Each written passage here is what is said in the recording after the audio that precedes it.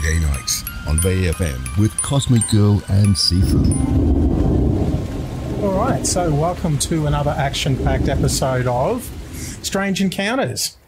Well, actually, I'm not really sure, Cosmic Girl, if we're actually wearing a Strange Encounters cap today, or are we wearing an Afterlife Discussions cap? Our special guest has had a lot of strange encounters. Right. But he spoke at the Afterlife Discussions meeting last week. How good was that? It was great. Wow, what great information. I made at least 10 pages of notes. That's actually triple what I usually make at these things. Is it? Yeah. Wow. I didn't even know I knew those words. You didn't even know what you didn't know. I didn't know what I didn't know until somebody asked me, and then I knew. Or he spoke, and you That's thought, it. I don't know that. Stop it. So what an interesting person Jamie is, and we have Jamie with us live in the flesh in the studio today. How are you, Jamie? I'm fantastic. Thank you. Thanks for having me on your show today. Mate, it's a pleasure. And the story of I guess your journey and your experiences from the age of 3 in South Australia, absolutely mind-blowing. Would you agree, Cosmic Girl? I think so. And I was really interested in what you were saying about the spirit entities and the different things that were affecting you. Yeah. And you said you had a traumatic childhood. Yeah. Now, my ears pricked up when you said that, because I've spoken to a lot of people who report alien abduction experiences. Right. And, I mean, lots. And they many very high percentage of them have had traumatic childhoods. Mm-hmm. So how do you think that fits together with the alien abductions, the traumatic childhood, or people who have strange encounters like yourself? I feel around trauma, it's probably really interesting to mention how trauma does affect our lives. And I want to relate that back to how we are as energetic beings. And trauma at some level there opens us up on some level to being sensitive to energy. And I feel people that have experienced or do experience trauma, both at a physical, mental, emotional and spiritual level, allows them to perceive the world differently and see it through a different lens or a different set of eyes. Mm. So not only can it be viewed as something that, for a lot of people, their trauma is a thing they carry with their lives from a victim point of view, I see it as an opportunity to actually open up and experience life in a different way and see it the way it really is. Yeah, well, I've sort of come to observe that trauma seems to open a portal to other dimensions and things can come and go through that. What's your experience with that? Yeah, trauma for me, I feel, with the injuries that I've sustained at a conscious and unconscious level, has been an opening for other influences from other worlds to actually step in. And I was very influenced by a lot of these astral entities and other worldly forces, both consciously and subconsciously, through a lot of the experiences I had previously in my life that actually opened me up to the awareness and understanding from other worlds. And when they came in and actually started to influence me, yeah. Mm. And that's sort of, you were mentioning too last week that those experiences can create rips and tears in your energy field. Right. And that's what these things like discarnate entities or ancestral spirits or all those sorts of things that can cause harm and havoc, that they can attach through those. How does that work? Well, the way that this works basically is once we're compromised energetically through our astral fields or the webbing on the chakras, basically these influences can step in and start to affect us on a psychological level or emotional level. Most of us are affected on an emotional level, where we'll find that we'll be experiencing high levels of stress, anxiety, worry, fear, anger, aggression towards others. These energies work in both worlds, but they also can assist us to actually learn and grow from those experiences. So as I described last week on the show, with these forces, is that they're actually assisting us to actually evolve and grow consciously. They're not there just to impede our journey or to harm us. They're actually walking beside us and assisting us in our own personal growth. So what we are not really conscious of is our behaviour. And a lot of the times what people will do is they'll tend to use coping mechanisms to deal with these influences and not really understand what's going on in their lives or with themselves. Mm. So people will turn quite naturally to medication, drugs or alcohol to actually Netflix.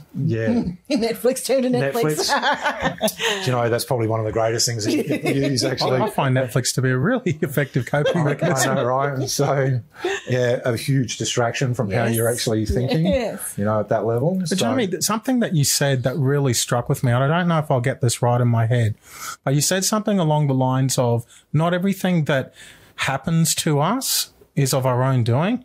Right. Is that, I've sort of paraphrased that a little bit. Could you probably, can you explain that a little bit more for our listeners? Because I guess it's all about, whilst we're, you know, conscious creatures that, you know, are responsible for our own decision making, what you're alluding to, are there other forces at play there that may actually have a hand in what happens to us and influencing us in the choices and the decisions we make.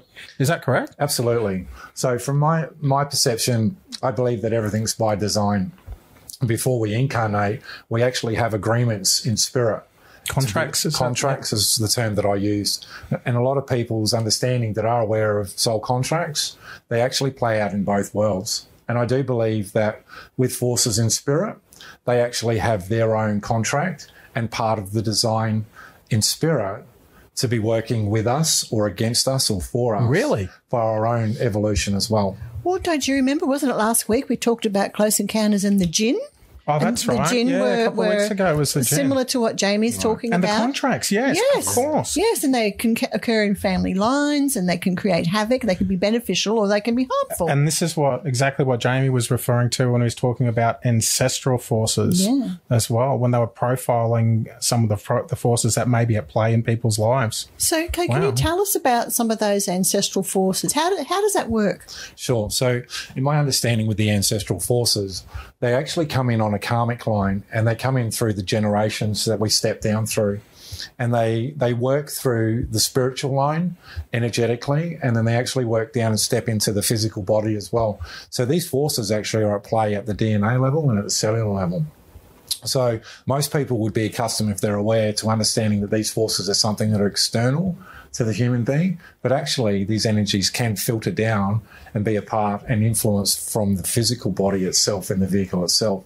These ancestral forces can be contractual or karmic. They can be soul agreement or soul group forces that are actually at play. And one of the interesting things about these ancestral forces, and when we come to clearing these forces, is actually if one member of a soul group clears one of these ancestral forces or karmic debts, every member of the soul group is cleared. And it's a domino, like a domino effect. Exactly right. Yeah. And they do not have to do the work themselves because it's set up contractually in spirit that as a group, when one member does the work and clears the ancestral line or information or influence, that every member in that group then receives the benefit of that.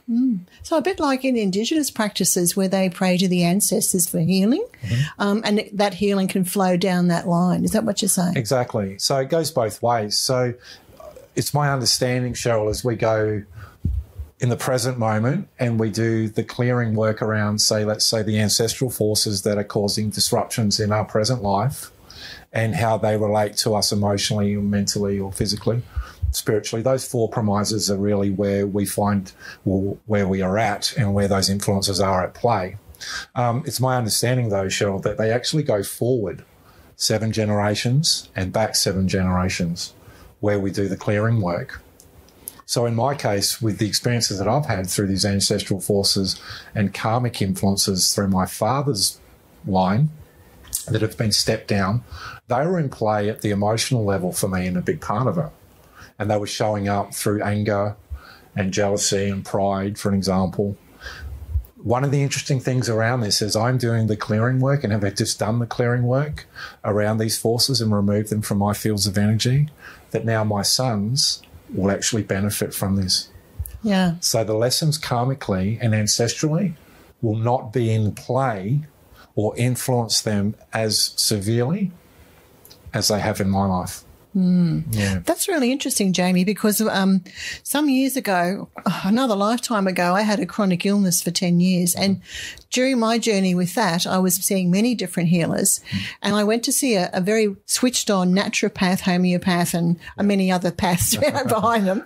And she found that, because I had a thyroid problem at that stage, and she found that one of my ancestors, going back quite a few generations, had used heavy drugs, and that had flowed down through the line, and it was now affecting me with a physical illness. Absolutely. So that's the sort of thing you're talking about. We are, right? Yeah, we're absolutely talking about this. So a lot of times we tend to believe that it's our own actions or inactions that can influence the physical vehicle. At the end of the day, this is just a vehicle for the soul, and we need to remember that, right? It's the driver. Right, yeah, and we tend to forget. It's like, you know, driving a car. And I quite like it. My vehicle has been into the crash repairers many times. You're a frequent flyer. Smash repairs. Yeah. My insurance and spirits, crazy high, right? Crazy high premiums. Yeah.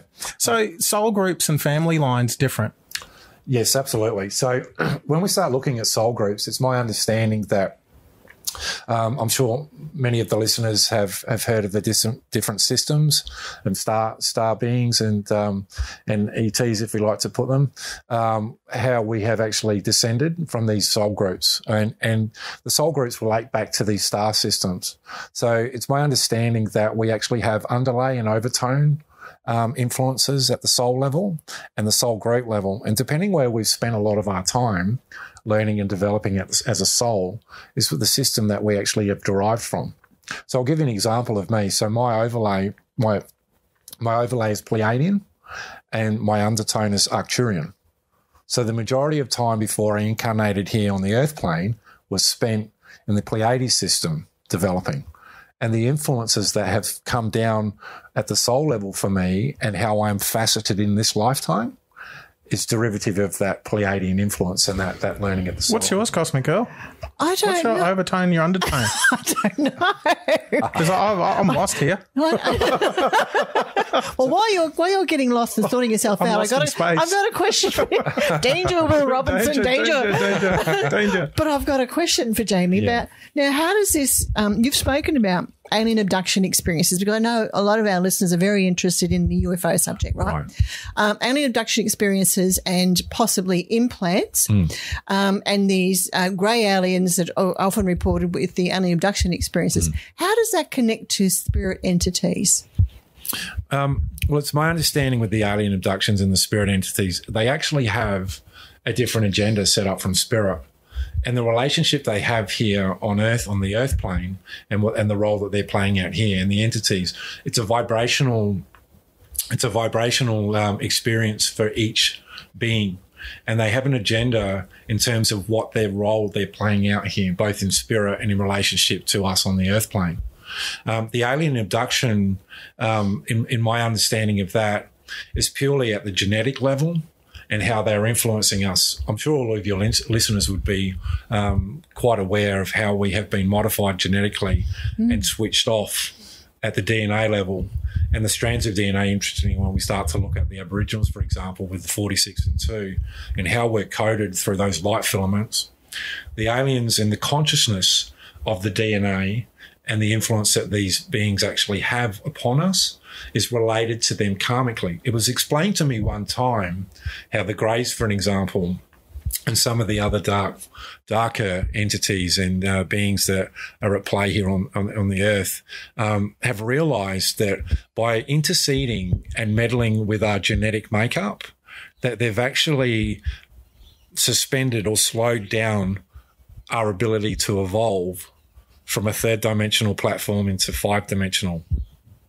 And it's very interesting to note around that they can't karmically release or spiritually progress until they have undone what they did when they had interceded and interfered with us.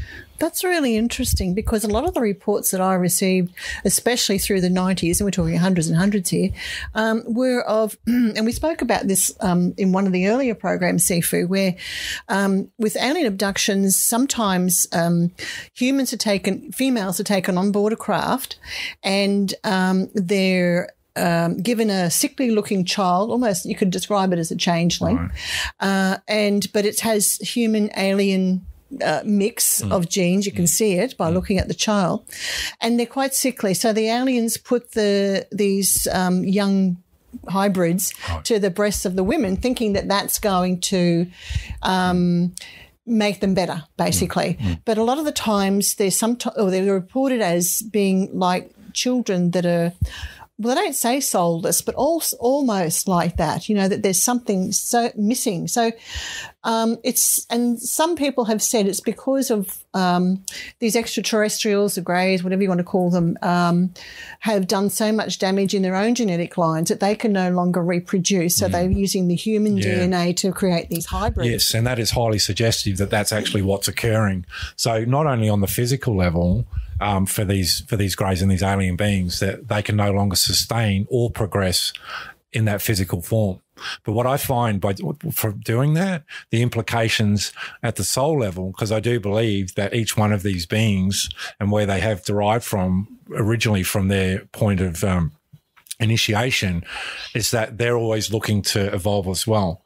But through interceding and meddling in our evolutionary and genetic development, they have then put a stop on their development as well. So their interest in us, both on a physical level, is in how they can actually return back to that state of being and move forward in their development.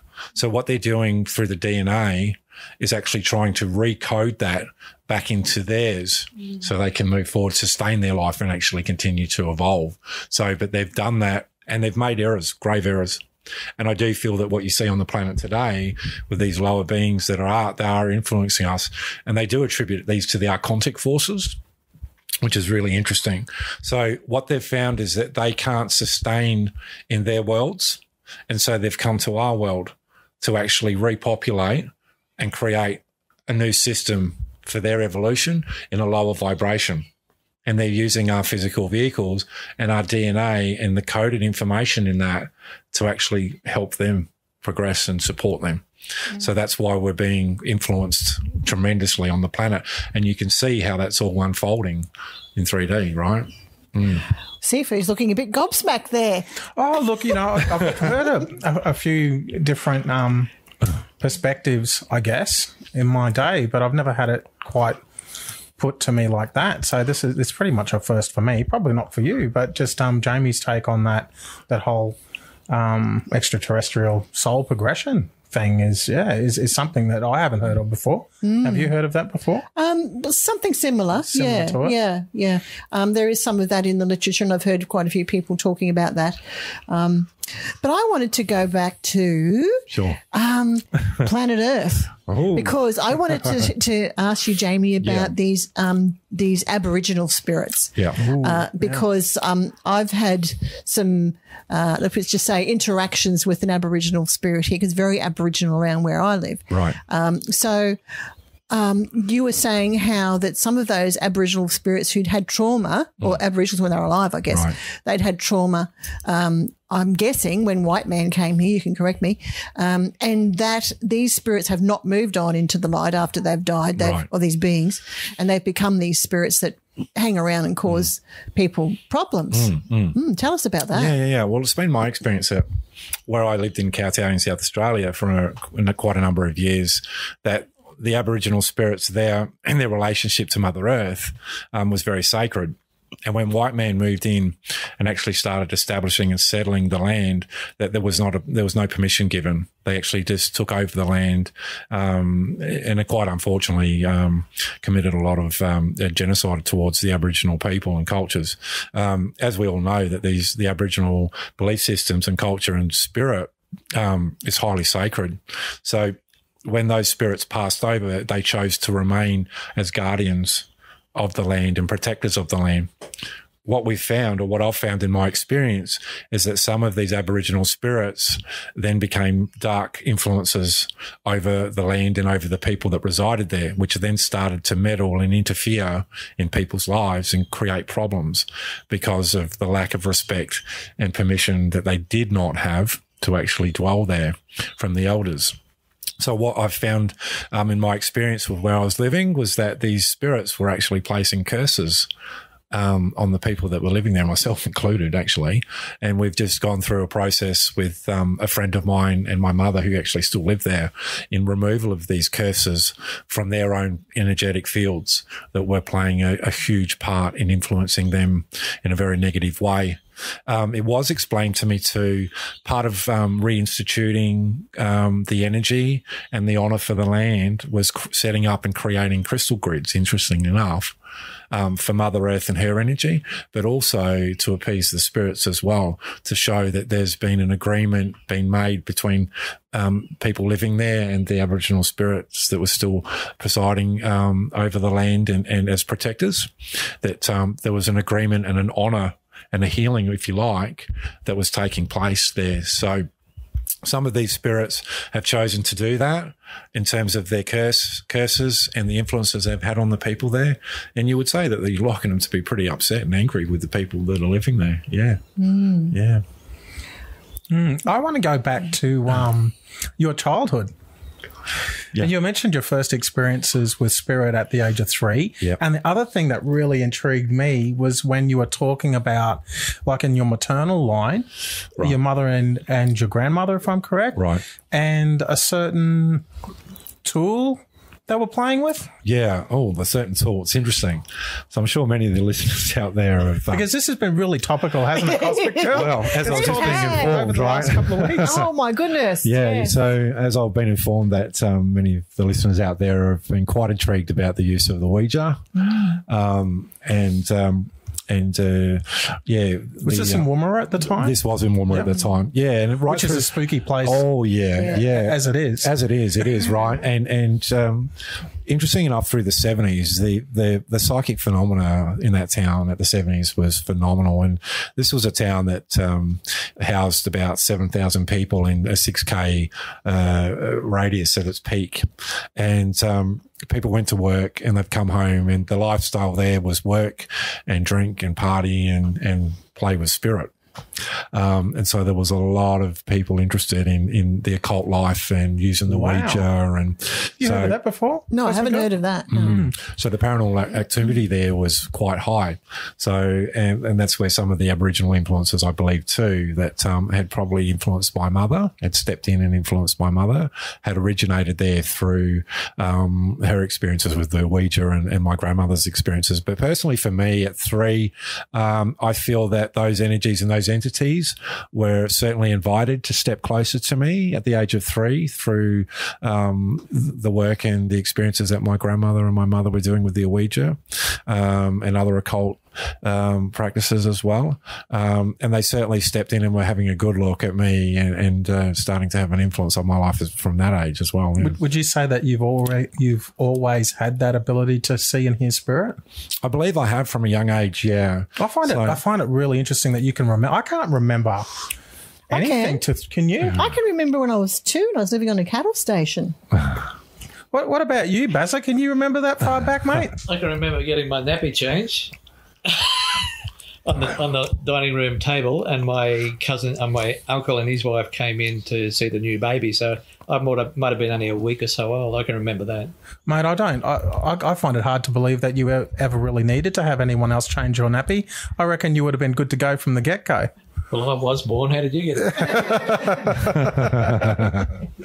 All right. So from the age of 3, you were listening to and speaking to spirit. Wow. Yeah. So there were three entities that stepped in, and my mother recalls quite clearly how she would see me propped up on the end of the bed, having these discussions at the age of 3 with a very limited vocabulary, but still being able to point out that there were 3 beings that would regularly come and visit me in my room, and I would see them. She described the experience on many occasions to me where I wasn't frightened. I was very open, receptive to these beings. And today, did she see them as well? No, my mother unfortunately couldn't see them. But interestingly enough, today, with my ability to be able to see, has stepped down through my mother's line. But wow. I just at that time, I don't believe that she was able to do that. But she was observing me, talking to spirit. Yeah. Ooh, bit of thunder, bit of lightning. What's going on Ooh. here? And the number 3 is sort of something that has kept coming up throughout your life. It has. And I'm just referred to one of my many pages of notes here. When you were, when you were 21, you met somebody You met a gentleman who you described as a dark magician. I did. He was a dark magician. His name was Michael. And earlier in my talk last week, how I spoke about how dark forces and entities can cloak themselves as workers of the light. That's really interesting. That was another thing I found really interesting. Yeah, very interesting. And interesting enough, that can actually happen in human form as well. And at that time in my life, I was still very much trying to understand my psychic and spiritual experiences in terms of the paranormal and what had been happening. And this individual had stepped into my life, and who I had thought was someone that was actually working to help with you. and from the light. Wow. Yeah, but it was quite the contrary, actually. So this individual was a dark magician who had proceeded to put spells and hexes on me. And interesting enough, they had shown up in physical form on my body as marks. It was a dual thing, though, I believe, as that was happening. I also had messages from spirit in the forms of crows that were appearing and trying to gain my attention and show me that there were other things that needed attention. Can I ask you what the shape of those marks were? Yes. Yeah.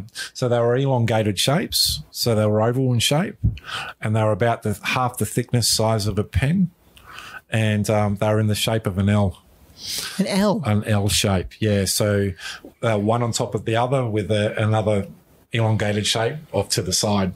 And they were present on the inside wrist of my right hand. So at 21, when that was happening, those marks appeared out of nowhere while all this stuff was happening with this magician, yeah. How do you relate that to, say, something like stigmata? That's an interesting thought. I didn't experience any pain with these marks, but I do feel that they were a metaphysical manifestation of the forces that were at play around me. But I feel that this was a dual thing as well. I feel that at that time, 3 forces, darker forces that were being influenced and actually projected at me from this magician were in play, but 3 of my guides from when I was the age of 3 were actually in play as well, protecting me from what was actually really happening as well. And at this time, I was really not aware. But in terms of the stigmata, you could certainly relate that to a manifestation of a spiritual influence from spirit. Absolutely. Yeah. There's something that you were saying that struck me as well, is that you said that most of us are carrying with us these spirit entities. Yeah. And then you use the whole Christ and Calvary analogy example where if you could psychically view what was going on at the stages of the cross, you would see Christ's demons attached or chained alongside. Is that right? Yeah. Well, that's an interesting analogy. Yes, it is. And that was interesting enough just described to me by my teacher not long ago with the experiences that I was having in terms of these entities and beings being removed from my fields of energy. And she said that they're a necessary function of our spiritual evolution and the development of our consciousness, that they play a very significant role in helping us develop. And if they weren't there in that analogy in terms of Christ, these spirits that are chained beside us and these dark forces that are at play, I do feel they have a contractual agreement in spirit and with us, and that's by design before we come in, at the level and influence that they are agreed upon to actually play out in our life. So at the same time, it can be viewed upon as something that can be quite devastating and traumatic for the human being while it's occurring, if you would look at it at the level of possession, for an example, and the havoc that these spirits can actually play in somebody's life. But if we step back from that or step out from that, we can actually start to understand that it's another perspective. So it's like a catalyst. It's like a catalyst for change, exactly. Like some sort of chemical reaction sort of thing. You need a catalyst. But you could look at it as soul alchemy or a soul reaction. Soul alchemy. Well, I have heard people say things like, and I've always been on the fence with this, that you have to have dark to have the light, the yin and the yang and all this sort of stuff. Right. And I've always been sort of, do you really have to have the dark to have the light? Can't we just have light? What? I mean, even our own evolution, don't we get to a certain point where we can just have light? I mean, I'm looking forward to that. I know, right? Like, have we arrived yet? Do you know what I mean? Like, we're all sort of progressing to this point where we think we've made it. And I think it's cyclic, really. As the light emerges, the dark diminishes. And it's cyclic. And again, it's another cycle of evolution and growth. Well, if you're talking about ancestral lineage Yeah. and soul families, you're talking over many, many generations. So, Oh, yeah. so that adds more dimension to that. It as does, well. right? The balance stretched out over generations. Well, it does. I mean, and we can span that understanding and awareness right out from just not just the ancestral or soul group generations, but to the evolution of a system. And if we start to look at Earth as part of a system, then we can sort of look at the evolution of a system as well, which brings into focus how the other entities and star beings and ETs and things like that are certainly in play in the game of evolution as well. Now, you've talked about ancestral spirits, Aboriginal spirits, aliens, basically. What other types of spirits can attach themselves to us, apart from the ones... Well, actually, just tell me, because I've forgotten. Yeah. Yeah, there was a lot. There was a lot. So, I mean, some of the ones that I'd just like to quickly touch on through my experiences. We do have Thunder and lightning out there, Cosmic Girl. I know. What's going on? Yeah, this nice is break scary. there. So it's fantastic. So the 3 lines that I spoke about last week were through astral, ancestral, and other forces. And for those of you out there that are listening, some of the forces that can actually step in and influence our lives energetically and actually come into the physical in terms of how we think and how we feel would be anywhere from ghosts to dark forces, poltergeists, negative energies. We could be experiencing anything from the nature world around the Devic kingdom with gnomes and brownies, fairies, for example. A lot of people tend to think that that's all on the light side, but we can actually have shadowy, dark experiences or influences coming through from those beings as well on the earth plane, which is kind of interesting. We tend to hold all those in a nice, pretty sort of light, but again, they can still have an influence on us that is not, entirely desirable. Look, at the alien level, we can be implanted. One of the things I found interesting enough when I just had a clearing done was I had a tube that was implanted through my etheric body at my lower spine through L1 and L2, which was causing a lot of lower back pain. And that was removed. And interestingly enough, I found a noticeable difference in my pain in my back almost diminished completely. Wow. Again, a tube that can actually harness life energy from me. Okay.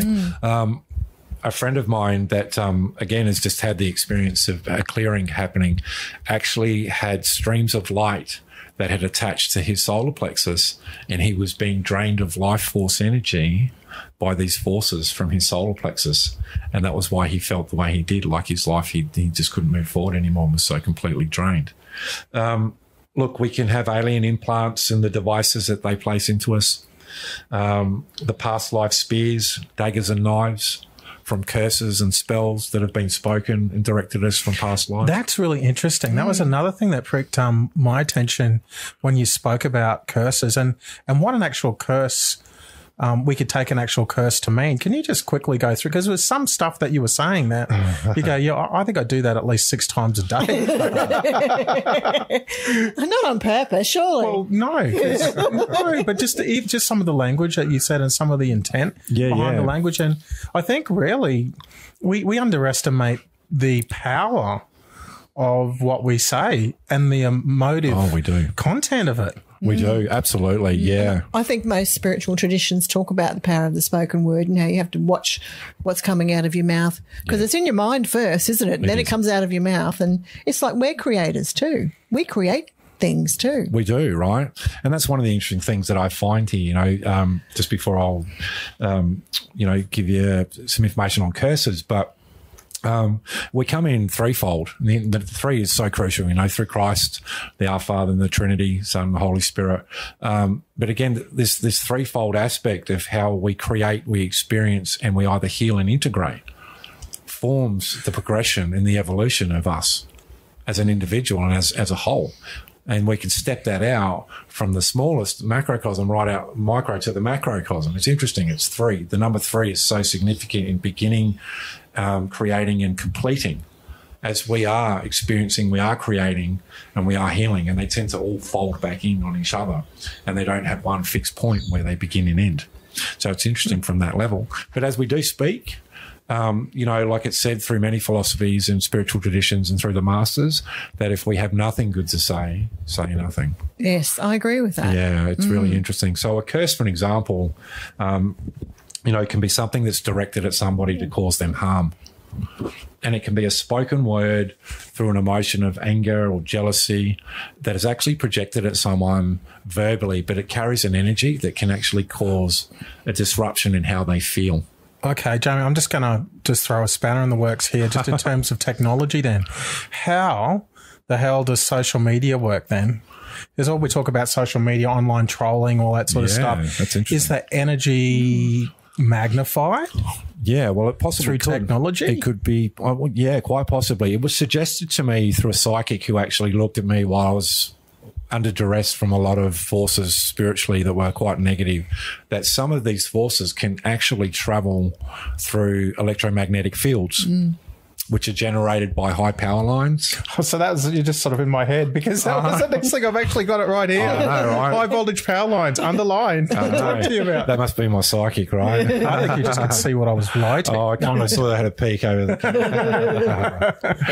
Look, I found that very interesting. And as an electrician, I learned to manipulate energy in the physical world first, and then spirit, and obviously the design for my life had that precursor into moving me into working with energy and spirit and in a different way. So that it's my understanding that they do have the ability to actually travel along the electromagnetic fields of through electricity and power lines, through social media, phones, anything that conducts can carry information and have an influence from both, not just from a conscious point of view, but also from a static point of view as well. Yeah, it wouldn't be Cosmic Girl Strange Encounters if we didn't touch on a little bit of conspiracy theory. Yeah, such as which one? Narrow it down. I'm about to with the technology. Let me say 5G. Oh, yes. Oh, my gosh, yeah. What do we know, Jamie, about 5G? What are the implications for us? Oh, the implications are huge. Huge, folks. Huge on Strange Encounters. For all of those listeners out there that have an option to vote against 5G, I would be throwing that up there and out there. What's the difference? Anyone out there that's really sensitive, 3G and 5G is about an amplification of energy through the towers, right? And as we all know, we've got towers that send and receive, but they're pulsing a certain frequency to be able to transmit a signal of information. What's really happening here is that these frequencies at 5G that are pulsing the information that we use to communicate through the cellular and speak over our phones or internet, for example, actually have a really damaging effect on our electromagnetic fields and our energy fields through the astral fields, because we're a human energetic field, and they behind the scenes are quite aware that this information and this field of energy is going to disrupt us emotionally, mentally, and physically, but it's going to cause us more to the point where we'll find we'll be losing the control of our own ability to think clearly. Like a fog. Absolutely. And you talk to people now and you hear about that, don't you, Cosmic You do, Girl? and from a young age too. Yeah, like kids, they can't concentrate. They can't go anywhere without the tablet. Well, why is it that kids now have, they're very quickly diagnosed with ADD and ADHD, and even someone in my own family has been diagnosed with that. It's very strange. Yeah, it is.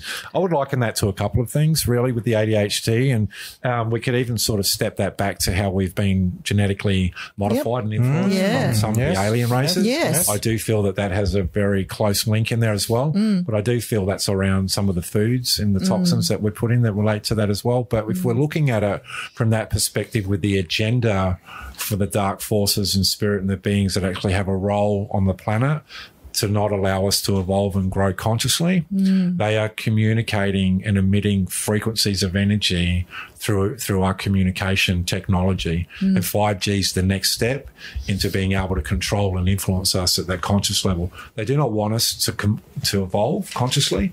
They want to keep us at a level of being asleep and So when you say they, Jamie, are you talking in terms of our ET Yeah, well, brothers? Or are we talking in terms of maybe we have people? light and dark forces, as we've spoken about. You know, we live in a dualistic world.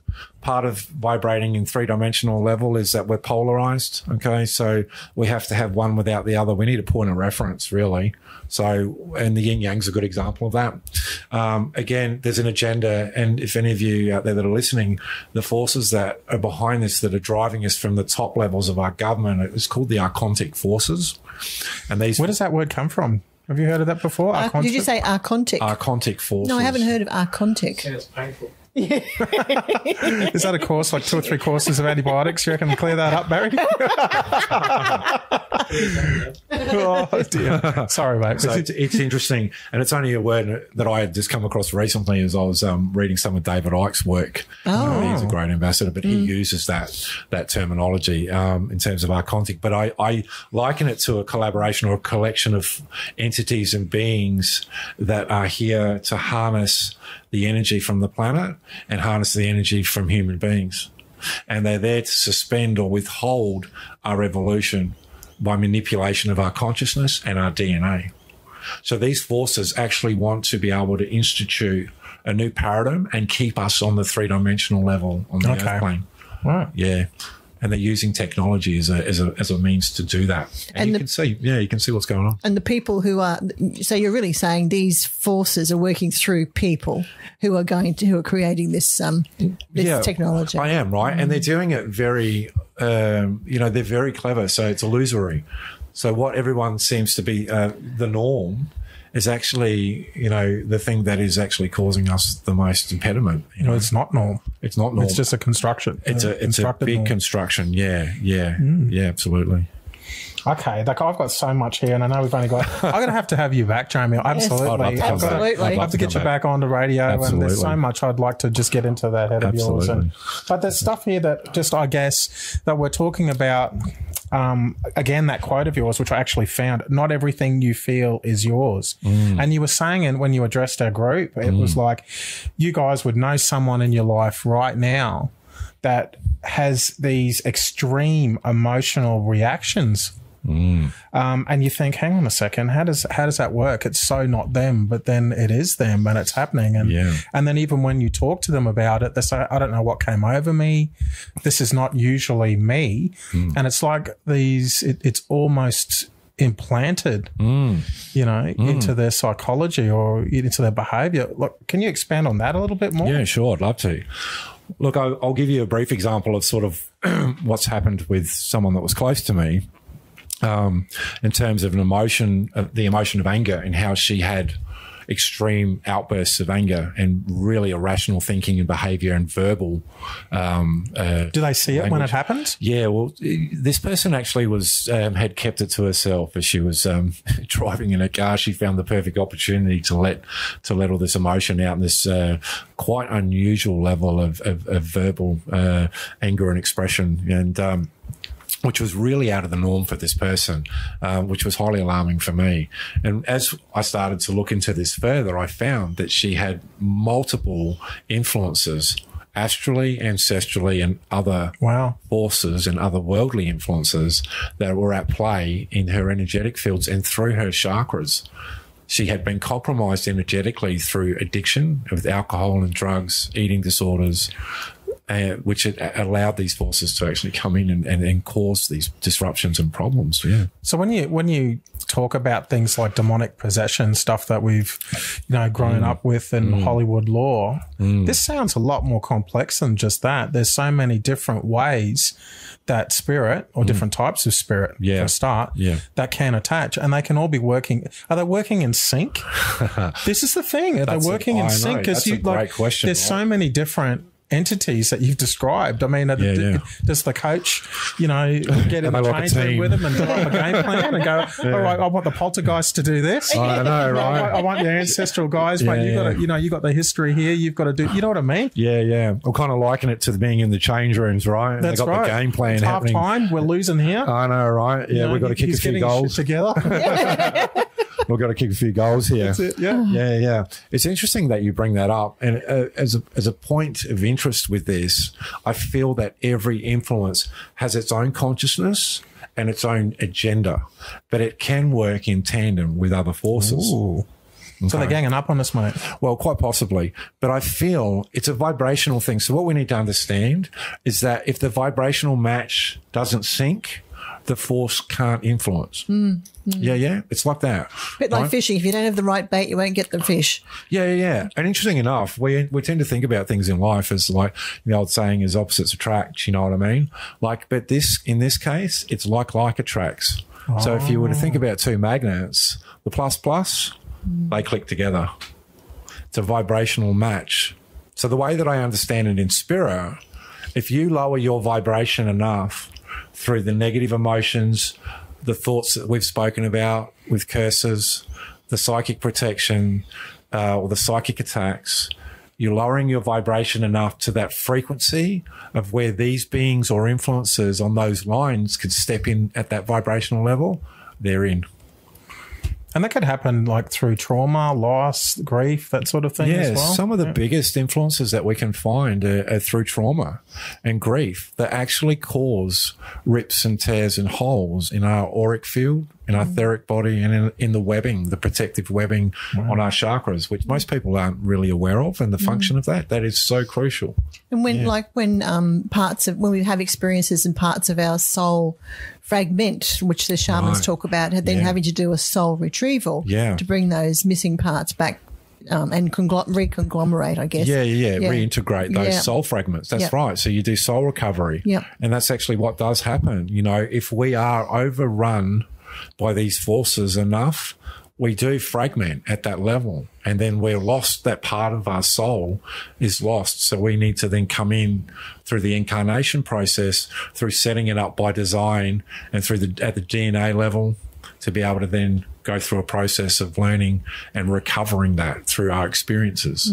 So it's interesting, Yeah, and I think that might be why people who report close encounters who then live with this shattered reality have so many paranormal experiences happening around them at the same time. That comes into their life, or if it's already there, it gets magnified. Right. You know, so it's not just about someone has a UFO experience or a close encounter or an alien abduction, but they can also have, highly likely they'll have a near-death experience as well, or they'll have poltergeist activity, they'll see ghosts, have hauntings, all sorts of unusual things that can happen to them. Right. Other strange paranormal experiences. And maybe that, it seems to me anyway, the alien abduction experience or a negative alien experience seems to be a trigger for those other things to enter through the trauma lines. I would certainly liken that too. The experiences through the alien abduction and the influences they have, purely for me, hasn't been an experiential thing so much. It's a theoretical learning that I have come to an understanding. I have touched on that through soul groups and through the influences that I've had from different star systems. But again, a personal experience of actually having those influences happen in my life, I haven't had the experience of that. Yeah.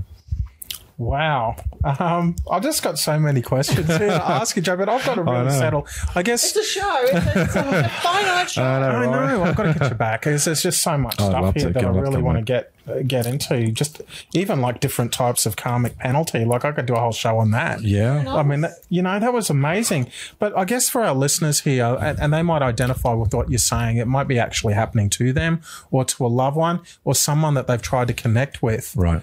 And it's impacting on relationships. How can they fix this? How can they recover?